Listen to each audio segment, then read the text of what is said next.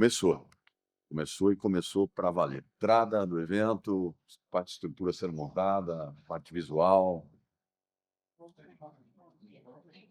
A gente acredita que as 600 cadeiras vão estar lotadas, é nisso que eu confio. Confio no povo conservador, na direita, no bolsonarismo. Confio, sobretudo, no nome do presidente Bolsonaro.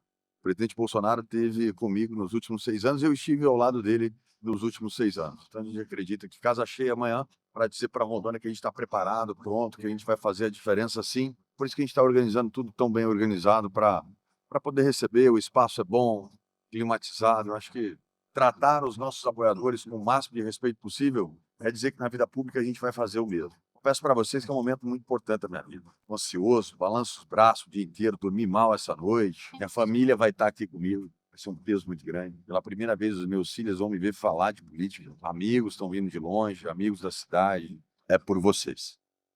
Bora?